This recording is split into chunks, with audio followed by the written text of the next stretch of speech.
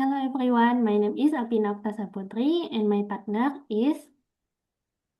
Agung Sugiarto. Today we will present a conversation for task 3 about passage 6. Okay, let's start. Hello, my name is Agung. I've been curious about something related to astronomy lately, and I was hoping I could talk about it with someone uh, who might know more about it. Hello Mr. Agung, nice to meet you. My name is Alpina. Of course, feel to share what's on your mind. I have loved to have a good conversation about it. So I was wondering, how did astronomers in the place actually capture image from telescope? I always assumed they used something similar to a regular camera, but apparently it was quite different. Yeah, it was actually pretty different. They used glass plates coated with a light-sensitive materials instead. It sounds it sounds simple, but those plates were sufficiently effective for collecting astronomical data back then. A glass plate sound fragile to me, honestly. What made them such a reliable choice to it might be available at the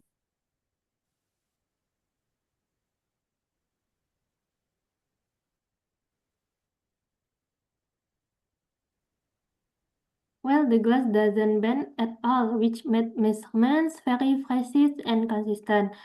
On top of that, the flash could store information for a really long time, so futures astronomers could still study them years of, even decades later.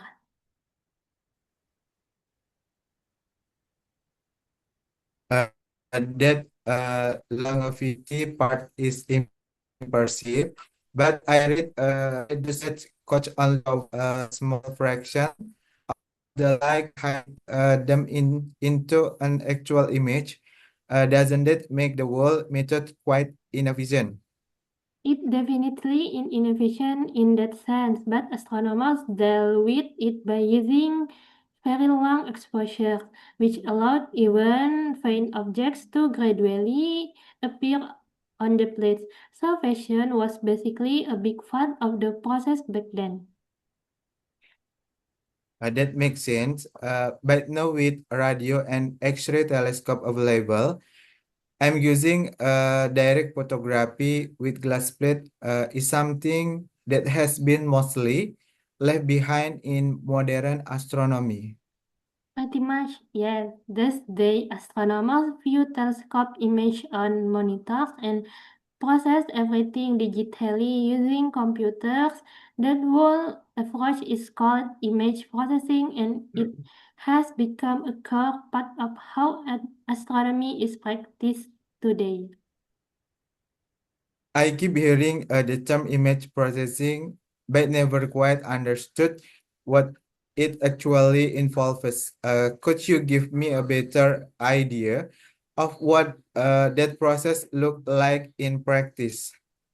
Of course, one of the most interesting part of it is the use of false colors. The computer assigns colors to represent specific properties like X-ray emission from stars, which are completely invisible to our eyes, turning invisible data into something we can actually see and analyze. Should this colorful and vivid speech image I always see online are not some showing the actual color of this object? That honestly surprised me because they always look it so realistic to me. Exactly, they are not the real colors at all. The colors are basically visual code designed to communicate specific scientific information. It is more about making data understandable than knowing what something truly looks like. This has honestly changed the way I see space photography entirely. I always just appreciated how beautiful those images were.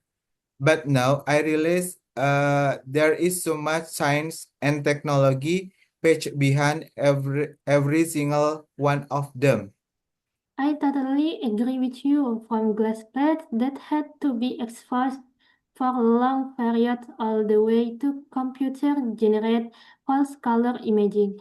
Every step was about finding smarter ways to understand the universe. I'm really glad you brought this up today, Mr. Agung. Thank you, Mr. Agung. Thank you, Miss Alpina. Okay, we think that's all. Thank you for your good attention. See you. See you.